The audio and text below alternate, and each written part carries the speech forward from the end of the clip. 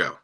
And I am going to continue talking about politics, as you'll be unsurprised, and the week in politics in a sense, but also the month in politics. And I'm going to be a little bit more philosophical, a little bit more speculative today than I sometimes am. And I'm going to suggest a basic framing. And this framing comes out of some teaching I'm doing right now at the college. I'm teaching Rousseau, and Rousseau develops an implicit contrast that is then elaborated on by others. It's probably not his alone. It maybe goes back to Cicero even, but the contrast is between power and violence. And in particular, Hannah Arendt in the 20th century, in a very well cited and often read essay called On Violence, which came out of both the civil rights movement and the effort to violently suppress civil disobedience and the Vietnam War and some of what was going on with Richard Nixon's presidency, decided it was time to return to this distinction between violence and power, and to suggest that, in a sense, political science had lost track of this distinction, but that it was extremely important to understanding what was going on in American politics. And I want to suggest to you today, I'll share my framing idea to begin with, that what we're seeing right now is a struggle between power and violence in American society. And to begin that distinction, to just introduce it. Violence is what we're seeing in Chicago and now Charlotte and other places in the so-called Research Triangle in North Carolina, in Portland and Los Angeles and Washington, D.C., and elsewhere. That is to say, the use of the possible infliction of bodily harm on individuals to coerce them to comply with your will. And states, modern states in particular, have a deep and, in a sense, unrivaled asymmetrical capacity for the use of violence. If you remember, Max Weber defines the modern state as the institution that claims a monopoly on the legitimate use of violence or coercion. And so the idea that the Trump presidency has been, in its first 11 months, more about violence than power rests on a contrasting definition of power. And the idea that power is what is generated when a diverse collection of human beings persuade or convince each other to believe and act in common. Right? That it is the product, in other words, of the formation of a shared opinion and a shared will among a group of people who have been allowed to think for themselves, who've encouraged and encountered each other's ideas, who have responded with arguments to try to persuade each other, and have eventually come to some shared belief, conviction, and will. Not necessarily because everybody is convinced all the way down, but at least because they are persuaded that others have heard their opinions, and that in a forum in which those opinions have the opportunity to persuade everyone, the other side's views proved more persuasive. That is, one mechanism via which we come to ultimately all share the same ideas, and more importantly, to all embrace the same course of action. And the claim I want to explore today is that violence and power are systematically different from each other. Simply trying to use coercive force to get people to do your will is fundamentally different from trying to persuade them to adopt your will as their shared will. And in the second instance, you of course risk the possibility that they will persuade you to adopt their will, or that the majority will side with something other than what you want them to do, and that therefore you will not prevail. But the difficult work of forming power by bringing a diverse group of people to share the same conviction and to act on the basis of that conviction generates a more stable kind of authority. And it is Rousseau, who I'm teaching at the college right now, who got me thinking about this. And Rousseau has a critique of the idea that might makes right. It's one of the very early chapters in book one of The Social Contract.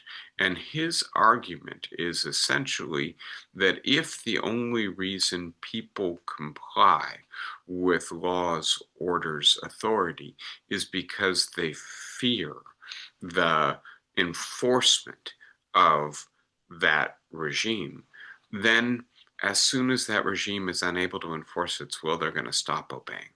And that the prudential obedience to coercive authority is fundamentally distinct from being persuaded that you are obligated to obey the law. I'm going to work with this distinction further as we get further into this topic today. But I want to point out at the very beginning my thesis, which is that the 11 months that are now concluding of the second Trump term in the presidency have been more about violence than about power. And so if you're with me, I hope you are, that Donald Trump has not tried to persuade or convince even his own side. As opposed to that, he has demanded complete subordination to his will on the part of his party. And because his party is in charge of both houses of Congress, if they fall into line with his will, Donald Trump is able to govern in an almost unchecked way.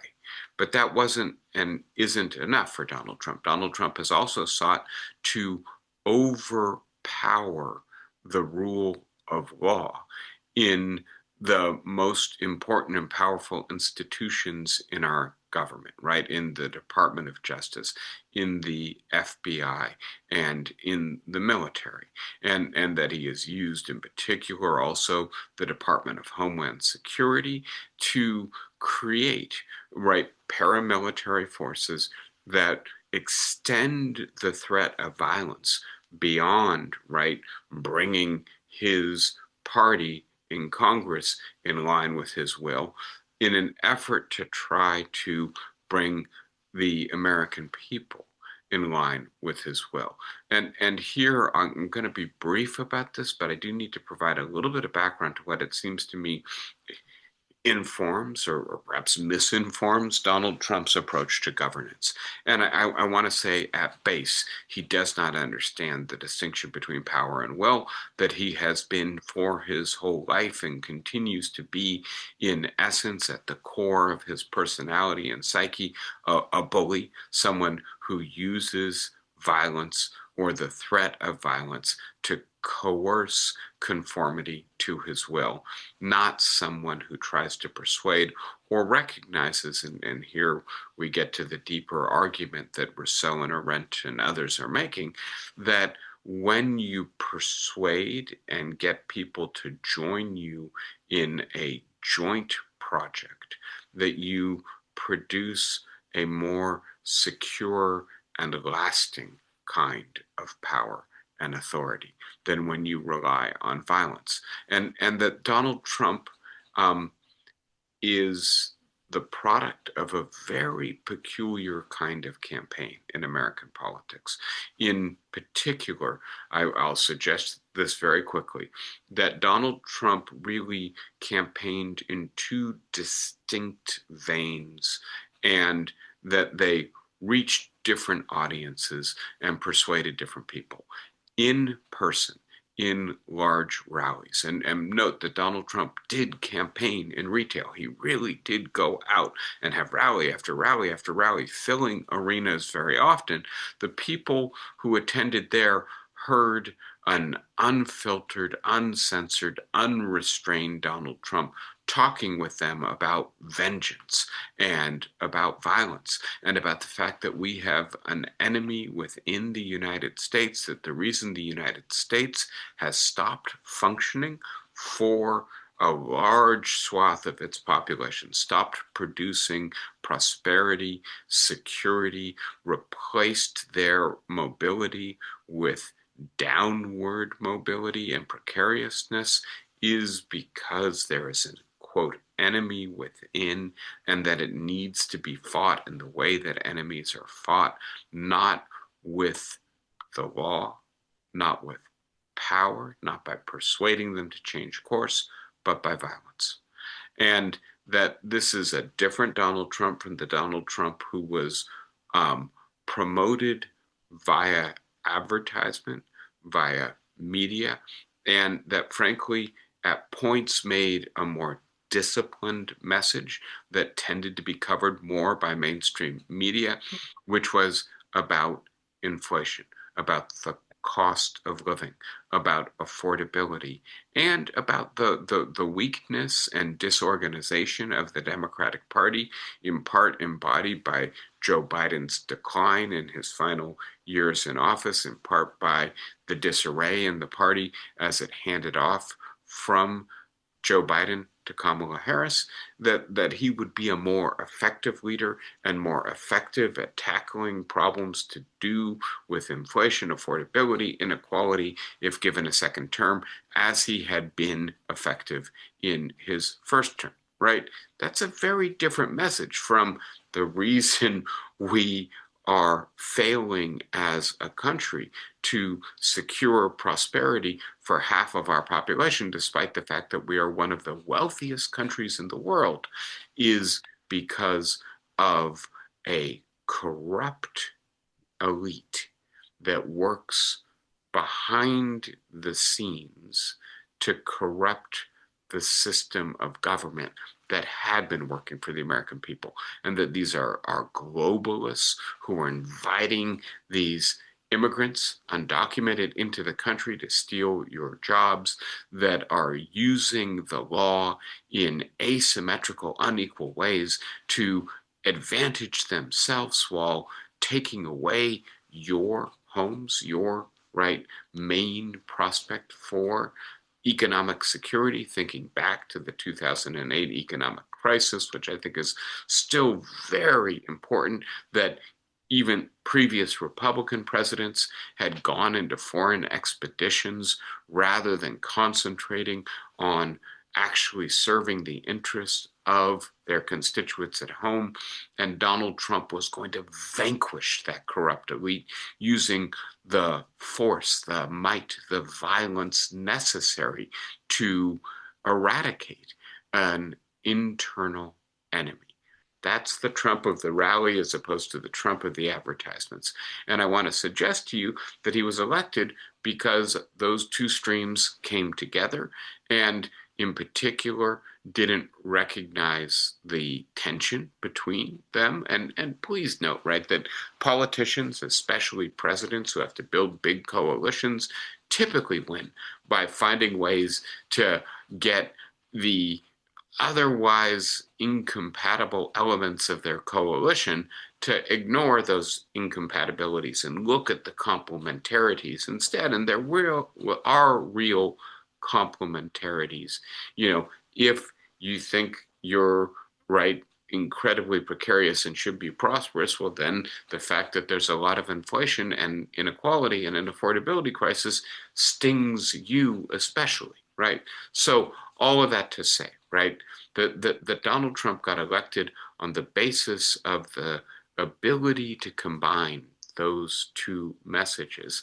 And I want to say in the last 11 months, he's shown that the true Donald Trump, the way in which he has interpreted his victory, but also probably the way in which he understood himself as a candidate. It's much more the Donald Trump of the political rallies, the Donald Trump who thinks that there's an enemy within, that the only appropriate response to an enemy within is violence. But that it is also the case that this is a man who basically does not understand, based on his life experience, based on his career in real estate and in reality television prior to coming to the White House, based on the failure of his first presidency, where he felt like he wanted to be an instrument of vengeance and violence on behalf of his constituency, who he views as true Americans, as opposed to the globalist enemy within, that he was restrained by his own cabinet, but also by the rule of law, the deep state, the administrative agencies that were still independent from him. And so he came into his second term with a desire to not repeat the mistakes of the first term, but also a sense of mission that frankly led him to far exceed the limited mandate that he was given. That I want to suggest that the reason he won the presidency is not because the majority of the American people want violence used against the opposition, against the threat this week when a group of military veterans who are now elected official post on social media a message that says something that is clearly the law, which is that the military must obey the law and must not obey an illegal order, that he accuses them of sedition and suggests that they should be in jail. These are members of Congress, and shares or reposts social media content that suggests that they should be shot or hung. This is revealing that Donald Trump trades in violence and not power, if you accept that distinction. And that the American people did not elect Donald Trump to convert the presidency into an instrument of coercive violence against us, and that they did, in fact, elect him instead to control the price of groceries. And so that he has fundamentally misinterpreted his mandate and squandered whatever support and legitimacy he had coming into the office. And that the distinction between power and violence, I think, is a really useful way to think about what seems to me to be happening in November of 2025, a mere 11 months into his second term, which is that between what happened in the elections, and I have here the data we've talked about already, which shows that especially Latinos, who Donald Trump might have thought that he had um, uh, converted over to MAGA voters, at least a substantial portion, his spin, his supporters' spin on his election was that he had constituted a multiracial working class populist coalition in favor of his programs. Well, turns out that that coalition lasted less than a year. And that the Latino voters didn't just return, they actually overcorrected in New Jersey, swinging in the direction of Mikey Sherrill. And that, of course, a large portion of this has to do with the use of violence against Latino neighborhoods across the United States by Donald Trump. So the elections, the shutdown, I'm going to speak more about in a few minutes, but the idea that far from standing up for vulnerable Americans, for precarious Americans, Donald Trump played political football with their food money in an indecent, ruthless, cruel way. Right. Again, perhaps revealing that people misunderstood what Donald Trump was going to represent in a second term. The idea that I believe many Americans are finally focusing on the economic damage that the tariffs do, that it is coming home to us. The rest of the developed world has conquered inflation in 2025.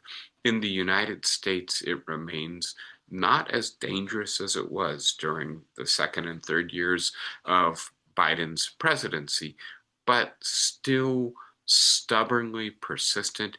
And when you put inflation in a context of a pre-existing affordability crisis, it stings, right? The idea that people are struggling to figure out how they're going to afford Thanksgiving and especially Christmas because the price of groceries keeps going up, because the rent keeps going up, because the price of utilities keeps going up, not to mention health care with the Affordable Care Act subsidies now gone. So the final thing I have on the board here to introduce today is two buddy images, right? Both of them with Donald Trump, and one of them from just yesterday, right? The oddly warm welcome that Zoran Mamdani got into the White House, right? And Donald Trump being jovial and saying, yes, we'll have our disagreements, but we'll figure out how to resolve them. We'll work together, right? And I do think that in a sense, this is Donald Trump waking up to the fact that Mamdani stole his message, right? Mamdani actually did brilliant work in persuading voters who had supported Donald Trump that he was the one who was going to make New York City more affordable for them, that he heard their complaints about government working for the rich but not working for the middle class or the working class or the poor, and he was going to act on their behalf. And I think Donald Trump is politically savvy enough that he recognized that Mamdani was someone who needs to be respected. And so this is Donald Trump pivoting back a little bit in the direction of, right, working with maybe the other side as opposed to treating the other side as the enemy that needs to be met with violence. But I have to say, I think probably that the tweet about the Democrats, I'm sorry, the social media post, Donald Trump uses his own media platform, right, about the Democrats in Congress committing sedition is the one that reflects the true instincts and is likely to continue in the Trump presidency. I don't see him as capable of correcting at this late date or given his personality. And then the final buddy image, right? One of many images of Donald Trump and Jeffrey Epstein. And I think the clearest sign that Donald Trump's coercive, right, control over the Republican Party is cracking quickly. And I'll get into this in more detail, but one of the differences between power and coercion that Hannah Arendt and others emphasize is that coercion crumbles quickly. Violence is an unstable means to get people to comply with your will. As Rousseau says, right? If the only reason I comply is because I fear that if I don't, you are going to damage me, well, then two things. As soon as you can't damage me, as soon as you can't see me, as soon as the state doesn't have authority over me, I am going to no longer obey. I'm only, right, working on the basis of that threat of violence. And so it crumbles very quickly. And on the other hand, right, that power produces conviction, and conviction lasts. And so Donald Trump has relied on violence and threat and force, and his coalition, as soon as it saw some daylight, as soon as it saw, wait a sec, this guy may not really be able to primary me, and even if he can, if I'm too tightly associated with him, I'm going to go down in the same way that the Republicans went down in 2025. So they voted to release the Epstein files. But I want to focus on this in one more way, right? The Epstein files, I think it's in a sense silly that we're still talking about them, even if they contain incredibly damaging information about various American elites, maybe one of whom is Donald Trump, right? And by the way, I don't think we're going to get the unexpurgated Epstein files. I think they will be highly redacted, and not just to protect the innocent, but also to protect the powerful, and clearly to protect Donald Trump. But having said all of that, right, that even if they were unexpurgated and damaging to a number of powerful people, including maybe Donald Trump, the idea that somehow this release of these files could be a kind of spell-breaking release from the corruption of American institutions, because Jeffrey Epstein, in a sense, represents the epitome of corrupt elites, not just someone who got very wealthy by doing almost nothing other than financialized transactions, the kind of, right, economy that supports only the very wealthy and not other people, right? But also a predatory man, a sexual rapist and harasser, and that this represents how vile the elite is. And if we can bring down Epstein and expose everybody else who is associated with him, quickly the power of the corrupt elite will be dispersed, right? This is the kind of QAnon conspiracy thinking association with releasing the Epstein files. And again, I think two things here that are going to be damaging to Donald Trump. The first is that it's obvious that he resisted the release of the files until it was absolutely clear that he could not prevail. And secondly, once the files are released, the American economy is going to continue to work for the oligarchs and not for ordinary people. It is going to be shown, in other words, that the magical thinking that electing that man or releasing those files would make America great again, would restore mobility and prosperity to the working class who's been left out of that for the last 40 years. This is not anything other than magical thinking, and eventually the spell seems likely to break. So, with that framing, let me start with the passage that got me thinking about this. I'm teaching Rousseau's Social Contract right now, and he has some very interesting things to say about equality in the social contract. I'm going to start with a passage from Book 2, Chapter 9. I like I'm sorry, I didn't put it in my citation, Roger Masters' translation, which is the St. Martin's edition. With regards to equality, this word must not be understood to mean that degrees of power and wealth should be exactly the same. So to be as clear as possible, Rousseau has said that the social contract establishes moral and political equality between people, that we are not physically, or in terms of what he calls our genius, naturally equal. That equality is, in other words, a political accomplishment, and that it's very important for a legitimate and just republic to secure equality.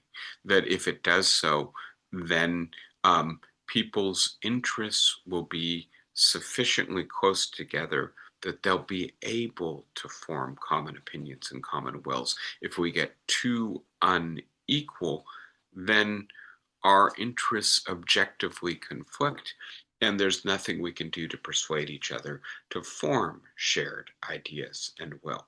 So that it's extremely important that the founding document and the fundamental commitment of society be ones that secure a kind of equality. But here he says, don't get me confused. I'm not saying everybody should have exactly the same amount of wealth or the same amount of power, but rather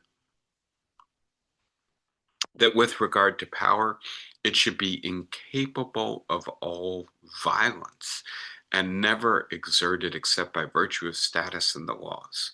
Now, right, Rousseau is a cryptic thinker. It's one of the reasons I love his work is that he makes very important distinctions very often implicitly without understanding them. So please note, right, that he's saying you should have power incapable of violence. Well, what exactly does that mean?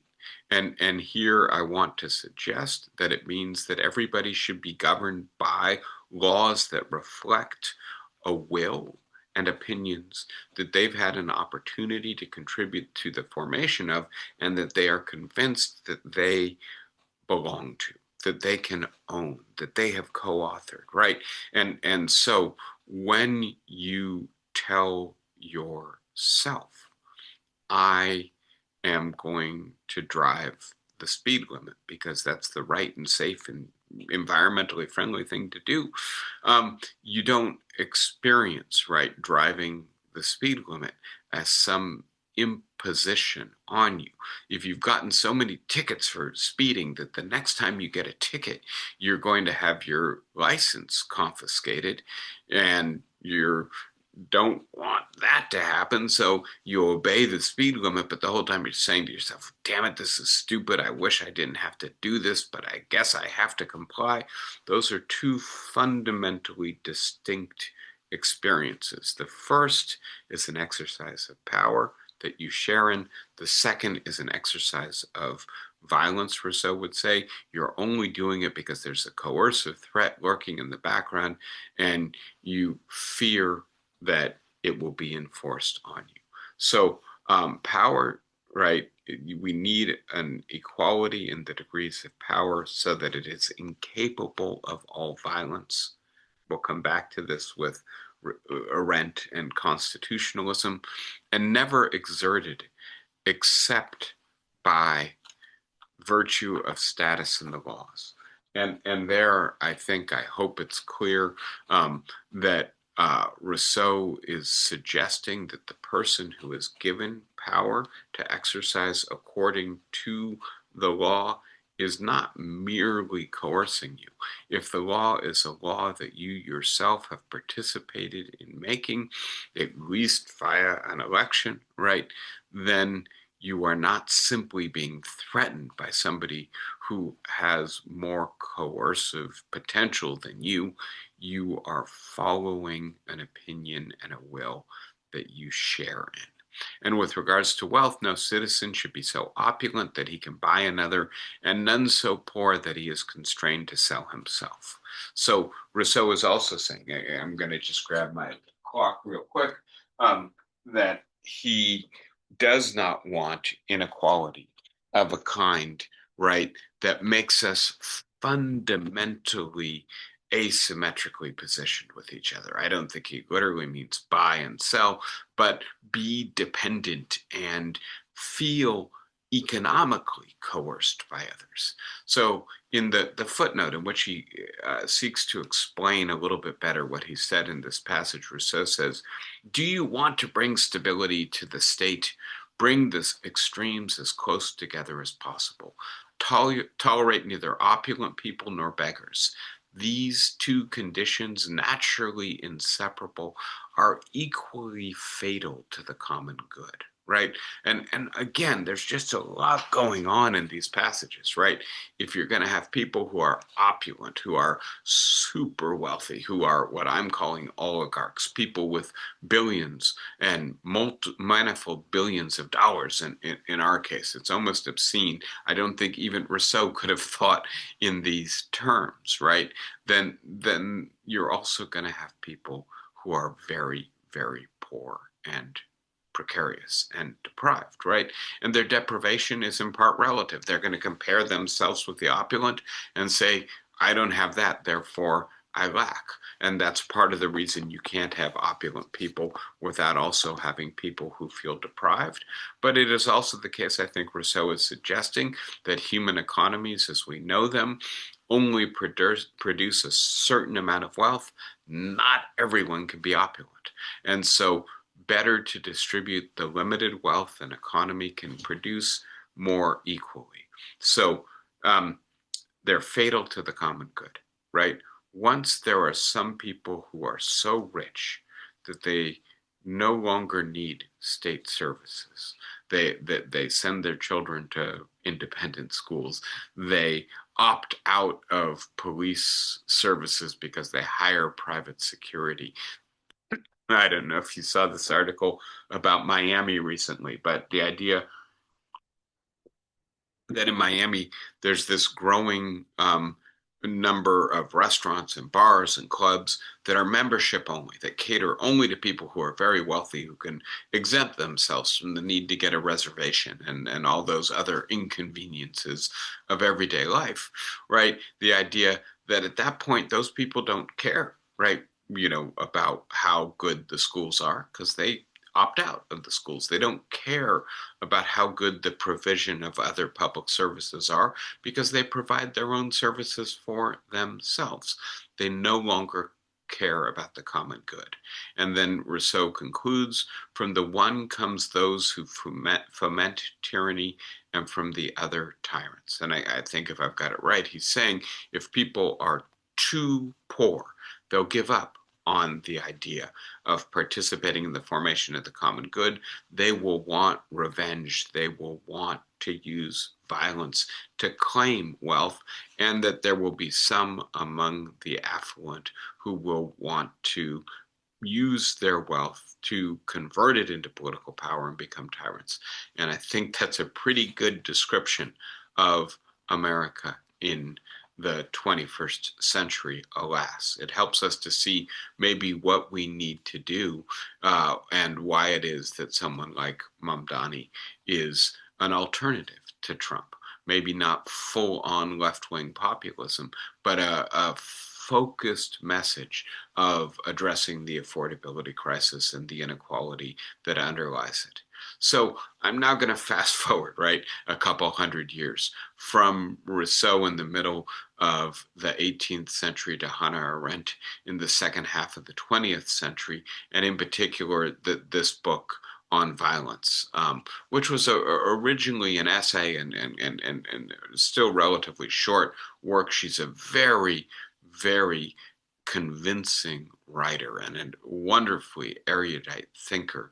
I think it's actually a joy to read Arendt. It at least works like this. So let me talk about the way she develops the implicit distinction, which I think she traces back to Cicero, but is there in Rousseau as well, between power and violence, and for its implications for understanding the fragility of authority. Authority based in violence is intrinsically fragile. Authority based in power is much more stable. Again, to just connect this to the through line, Donald Trump has sought authority through violence and not through power, through coercion and not through persuasion. And the result is that the fragility of his rule seems to be perhaps manifesting very quickly in 2025. So a couple quotes to start us. Power and violence are opposites, Hannah Arendt says. Where the one rules absolutely, and there she's talking about violence, the other is absence. Violence appears where power is in jeopardy, but left to its own course, it ends in power's disappearance, right?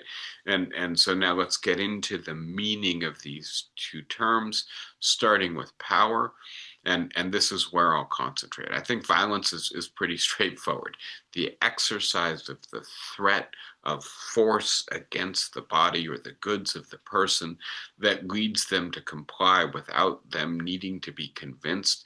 They comply out of prudence, right? I don't want to be hurt. That guy's got a gun. I'll do what he says.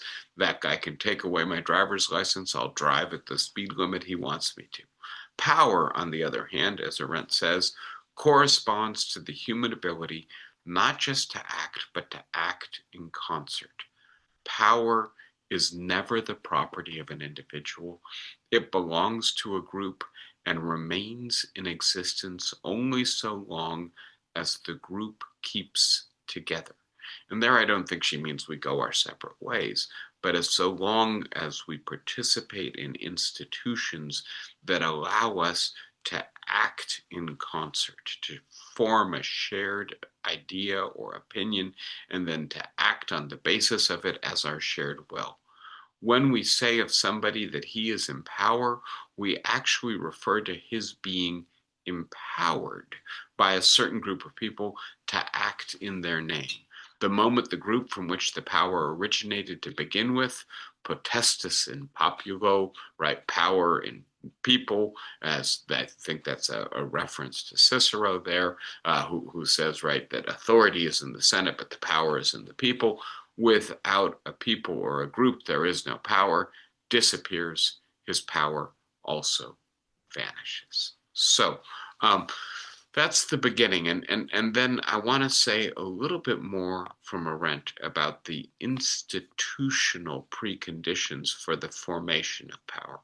And here, again, I'm building on the ideas that we've talked about in previous weeks and months together since the beginning of the second Trump administration, that Donald Trump is corrupting, is displaying the vulnerability and fragility of the institutions that constitute power in order to convert them into instruments of violence. We spoke about this a month ago, I believe, in terms of autocratic legalism. Sorry, right? But the idea that the rule of law is an impartial administration of a body of norms, principles, and rules that have been passed by a legislature and that constrain everyone equally.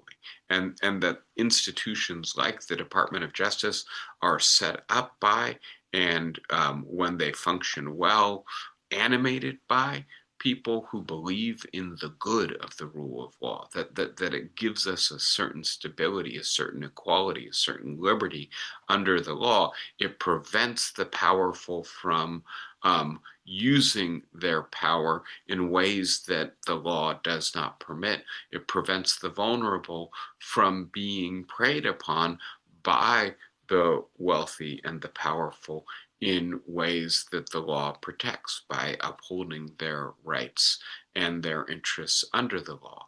And that autocratic legalism does not understand legal institutions in that way. Instead, it treats them purely as instruments for the exercise of power by those currently in power. And in saying that, I'm not using power in Arendt's way. Sorry, the exercise of violence, the exercise of coercion, and that in a sense, Donald Trump is apparently following Viktor Orban's playbook, Vladimir Putin's playbook.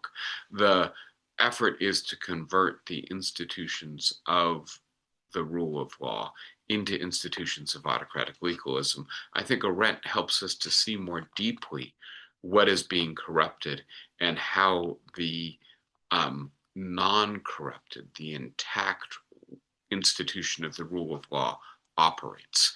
She says, and I'm right, excising and trying to boil this down to its essence. When the Athenian or the Romans, their uh, their forms of government. They had in mind a concept of power and law whose essence did not rely on the command obedience relationship, and which did not identify power and rule or law and command. It was to these examples that the men of the 18th century revolutions turned when they sacked the archives of antiquity and constituted a form of government, a republic, where the rule of law, resting on the power of the people, would put an end to the rule of man over man, which they thought was a government fit for slaves. And so there's an ambition here that Arendt is referring to. It's an ambition she finds in Athens and Rome in the American Revolution, even in the French Revolution, which she doesn't think went nearly as well. It's an ambition to dissolve domination and replace it instead with shared will and the power it generates. Continuing a little further along in this passage, what they actually meant was support of the laws to which the citizenry had given its consent. Such support is never unquestioning, and as far as reliability is concerned, it cannot match the indeed unquestioning obedience that an act of violence can exact. It is the people's support that lends power to the institutions of a country, and this support is but the continuation of the consent that brought the laws into existence to begin with. Again, there's a lot going on in this passage, and I am going to try to unpack it for you for a moment. I'm hoping that the gist is already clear, but the idea that the founding of a constitutional democracy and then the ongoing effort to rule by law that is generated by a legislature that the people have their opportunity to withdraw consent for if they do not like the laws being made, gives to the law the imprimatur of popular support, of consent, that in this form of government, we are ruled by laws that we can say we own, we co-authored, we have the opportunity to remake if we don't like, that this is a kind of power that is fundamentally distinct from what had preceded it in almost all of human history. It's why we had to go back to Athens and Rome, the form of domination in which one class says, you're going to do what we tell you to do because we will do violence to you if you don't, because we have the means of exercising violence and you don't, we control the state, you don't, you better do what we tell you to do. And so that the revolutions that bring about democratic constitution are trying to reconstitute the very nature of politics and not just put a new class in charge. This is a continuation of that same quote. Under conditions of representative government, the people are supposed to rule those who govern them, right? That's a fundamental inversion.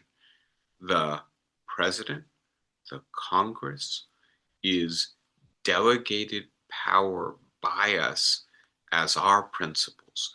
They work for us. We are not ruled by them.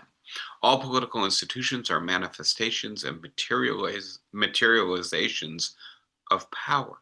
This is what Madison meant when he said all government rests on opinion. Tyranny, as Montesquieu discovered, is therefore the most violent and least powerful form of government. Indeed, one of the most obvious distinctions between power and violence is that power always stands in need of numbers, whereas violence up to a point can manage without them because it relies on implements. When we look at those images from Chicago, right, of the men with guns in body armor, right, throwing tear gas into ordinary civilian neighborhoods, we see those implements very clearly, right? And by the way, if you're in one of those neighborhoods, get out of the way of those rampaging men, even though you should protest. You should show the strength. Don't put yourself right directly in harm's way if you don't want to be harmed. A legally unrestricted majority rule, right? And here she says that is a democracy without a constitution. The majority gets all the power. This is the populist temptation that Donald Trump has succumbed to, can be very formidable in the suppression of the rights of minorities and very effective in the suffocation of dissent without any use of violence. But that does not mean that violence and power are the same, right? And in light of, I hope, what is now emerging as a clear distinction, I want to say that the United States, right, has been imperfect and halting, but that its aspiration of being ruled by power and not violence is clear. That in a sense, Donald Trump, I think, fundamentally misinterpreted the mandate of the 2024 election as being about installing a strong man who uses violence to dismantle, right, the institutions of the rule of law, and that he has been implementing that for the last 11 months, and that what the crumbling of his hold on his party represents is the American people's rejection of violence and its reassertion of its desire to be ruled on the basis of institutions that the people themselves ultimately control. I'm going to return for a moment to something we've looked at repeatedly together before, and I hope you don't think this is a fetish of mine. I do think it's illuminating up to a point to continue to track Donald Trump's approval rating. And here I just want to note something that you're probably aware of also, that the right collapse of Donald Trump's approval, which started out at plus 12 and is now at almost minus 15. In other words, 12% of the people, 12% more of people approved of him than disapproved of him when he took his oath of office. Now 15% of people disapprove of him more than approve of him, right? That's the gap that this document or this diagram synthesizes. And the issue we discussed a couple weeks ago, did the Democrats make a mistake, right, in ending the government shutdown? Let me just move to this diagram for a second, and this helps me, I think, to amplify this a little bit, right? We see 1, right, 2, 3 periods of steep descent in Donald Trump's approval rating. One of them coincides with the tariffs and Liberation Day. Another of them coincides with the decision not to release the Epstein file. The third coincides with the closure of the government. And again, the idea that Donald Trump played political football with poor people's food money during the government shutdown, that the Democrats were fighting for, right, poor people having affordable health care. Perhaps illuminated to some people that Donald Trump was not doing what they thought he was going to do, as the tariffs and the way in which the tariffs contributed to an increase in cost of living illuminated the same thing. But I want to focus on a different aspect of this for a moment, right? The idea that there's a lot of hand-wringing, right? That the Democrats didn't use the leverage that the government shutdown created for them to actually get the concession that they were trying to get, the restoration of the Affordable Care Act subsidies. That in particular, 7 Democrats, right, 8 senators overall, one of whom was an independent, are turncoats, that they, right, voted with the Republicans for the continuing resolution and surrendered the leverage that the Democrats had accumulated. But that despite that, it looks like Donald Trump's approval rating is continuing to crater. It seems to me that it might be the case that actually, on the one hand, there's just lasting damage to Donald Trump from the way in which he took the government shutdown as an opportunity to further his political agenda. He didn't seem to have much interest in reopening the government. He used it to try to bolster his power and to try to damage the programs that, frankly, the people who voted for him rely on, right? But that he doesn't seem to place much value in. That damaged Donald Trump. But the other side of the coin is that maybe the Democrats, in showing themselves to be a party that, in a sense, has room for internal diversity and disagreement, actually helped themselves to look a little bit more like a functioning political party, or to point out that making room for internal diversity within your party is not merely a sign of weakness, it's a sign of representativeness. It's a sign that you care about the people's consent and not just about strategy and gamesmanship.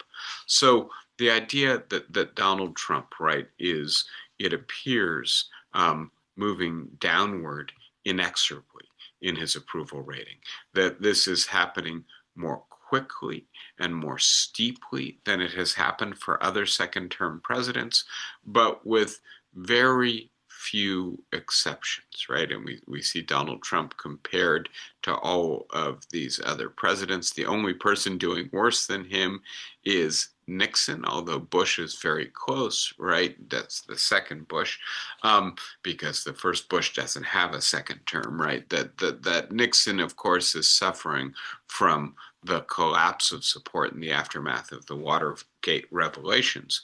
That Donald Trump is a lame duck.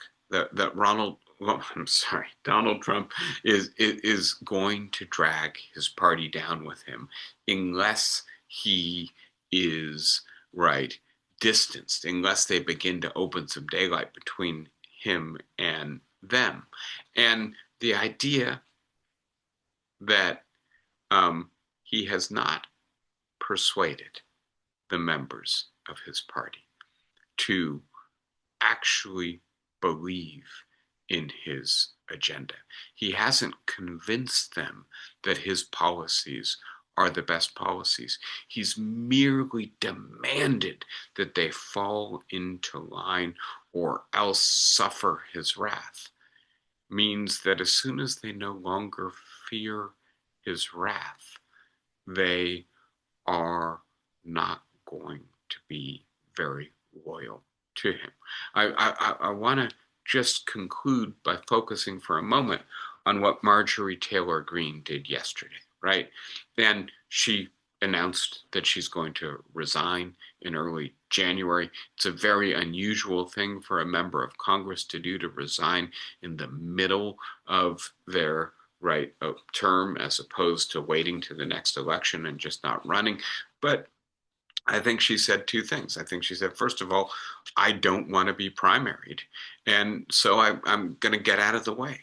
And that's, I think, one indication that, although she's been one of the most loyal supporters of Donald Trump, she also recognizes that this is a man who does not return loyalty, and that the best approach is just to get out of the way of somebody who threatens to coerce you. Right. The second thing she said is, and by the way, the Republicans are going to lose power in 2026. And the idea of remaining in Congress as a minority member, when that means we're not going to be able to get anything done, is not very appealing. I think she's clearly positioning herself, in other words, to run for a different office, probably a statewide office, maybe the governorship of Georgia.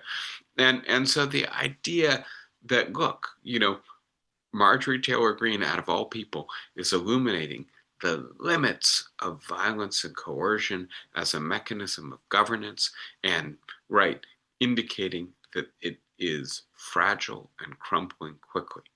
I'll conclude very briefly by saying, as I said at the outset, today's talk is speculative. right? It's philosophical in the way that I not very often with you guys, although this is my field. I'm a political theorist by training. I tend to do that stuff at the college and not so much with you guys. Um, and I will grant that there may be a fair bit of wishful thinking in what I'm sharing with you today. Nothing would make me happier than for Donald Trump's grasp on the Republican Party to right vanish very quickly and for his destructive ambitions and policies to be rapidly discredited. That's the hope I'm holding out for. But I also want to point out that even if it turns out to be incorrect, the idea that Donald Trump is using violence, right, using threats against his fellow citizens, against members of Congress, against people who contribute to our economy, and that many Americans are looking at this and saying, this is not American government as we know it, and this is not what we want American government to be. We need to return ourselves to first principles, right? And figure out what we do want our government to be. And I do take Rousseau's passage on inequality very seriously, that too much inequality lends itself to tyranny, and that we should be, therefore, not just paying attention to the fact that maybe Donald Trump's right control over the Republicans is slipping away, but also paying attention to the fact that this is something that will recur unless and until we figure out how to address the preconditions that give rise to it, and that figuring out what to do about inequality should be top of the agenda in that regard. Let me stop there. I'm wondering if you got questions, thoughts, things you want to discuss in the basis of what I've said to you.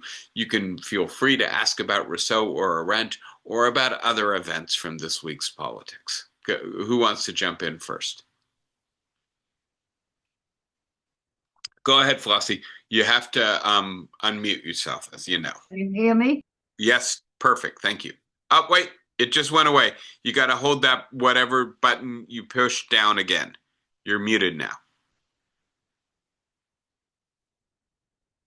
Still muted, Flossie.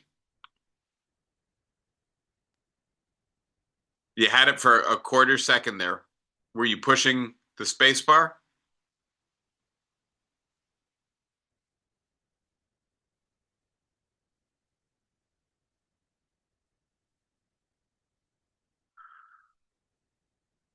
So, Flossie, there's either the microphone icon or the space bar. I'm not sure if you're on a computer or a pad.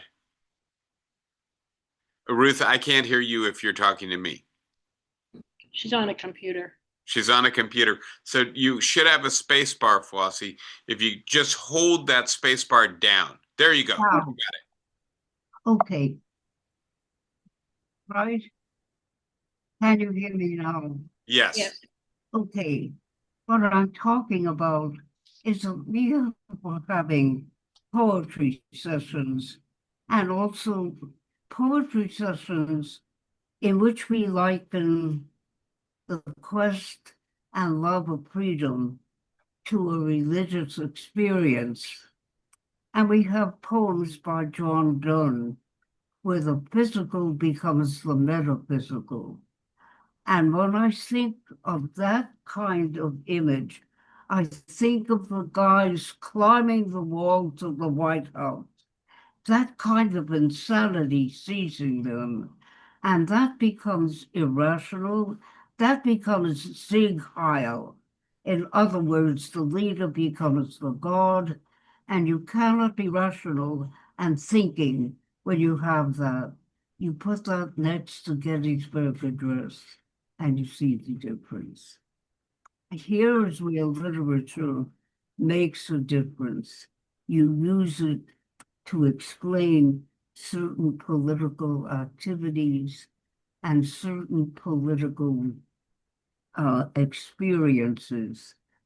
When they touch upon the religious experience, when people go mad because somebody like Trump becomes their god, they and we are in trouble. He hasn't reached that status yet, and I suspect that Marjorie Taylor Greene became a little bit afraid of the Epstein papers. That's Thank you, Flossie. And I'm going to start with the idea that Lincoln's Gettysburg Address is one of the most powerful pieces of democratic poetry, right? In addition to being one of the most powerful documents expressing the commitment to equality that is the founding charter of our society.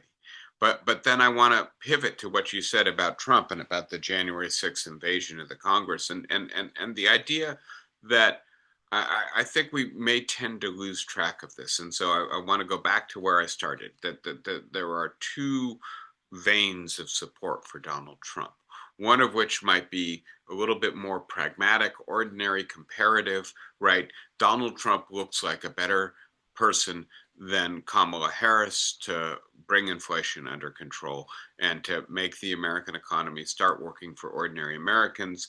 That's the Donald Trump you see in certain kinds of advertisements, in certain contexts where he's reading from a teleprompter, and frankly, it's the way in which I think probably the margin of vote that got Donald Trump elected is right accounted for. But having said that, there's a second Donald Trump. That's the Donald Trump who goes to the rallies. And there, I think what you've got is something akin to a personality cult. And I'll just add very quickly, right? I think there's a side of the MAGA movement that many of us don't see or understand very clearly. And that is a side in which there's a deep hunger for, and then I want to say a few different things. A sense of community, purpose, belonging to something bigger than yourself, right? And if religion, if family, if your communal or civil society institutions don't provide that for you anymore, and Donald Trump appears to provide that for you, that might create for some of the fervor and the lack of rationality or distance in the following of Donald Trump. And then there are people who believe in a kind of messianic mission, right? That Donald Trump is going to save the United States from an enemy within, and restore our society to its previous glory, in which, right, ordinary working people could secure a prosperous life for themselves simply by doing ordinary workaday work without much, right, education or privilege. And that in some sense, right, that the idea that ordinary politics doesn't do this, doesn't hold out this promise anymore, that we need some sort of redemptive leader. I think that's also part of the movement side of MAGA, that those of us who don't belong to the movement don't see, don't pay a lot of attention to. It doesn't make sense to us. And then to notice, right, that's the rally Donald Trump. In the same way, frankly, that Charlie Kirk had this, mesmerizing effect on a lot of the people who went to his rallies. But then add to that, by the way, there's this whole social media world that furnishes this very insular echo chamber for this kind of message. And so, yes, I do want to say, Flossie, I completely agree with you that there's a kind of sub-rational attraction to this politics that is fostered by, right, certain needs, certain feeling structures that people have, but also by the media environment of the 21st century. Yeah, thank you, Flossie, as always. Anybody else with a thought or a comment? Rousseau, Arendt, Marjorie Taylor Greene, the Epstein files, right? There was a lot going in, the collapsing of Donald Trump's approval rating. Anybody want to suggest that I'm engaged in wishful thinking here? I'm open to the criticism. I recognize that I am being speculative. In Donald Trump very often seems to have this amazing capacity to resurrect himself from what would have sunk many other politicians long ago. Well, if there aren't any other comments for today, thank you for indulging me as I spoke with you about Rousseau and Arendt. I hope you enjoyed it. I hope maybe it casts a little bit of light. I will say this very, very quickly because I obviously won't see you between now and Thursday. I am, among other things, very thankful for the opportunity to spend an hour or so a week with you guys. It sustains me. It's one of the things I look forward to every week. So thank you again for the opportunity. I want to wish you very, very joyous Thanksgivings. I'll look forward to seeing you next Saturday, as I do every Saturday. Be well. Thank Thanks you from all of us too, David. so Thank much, you. so Thank much you. to think You about. bet. Good. Thank Then I'm doing my job. Yeah, That's you what I do. aim to do. Be well, guys. Enjoy the holiday. See Happy you. Thanksgiving. Thank you. Bye bye. Bye.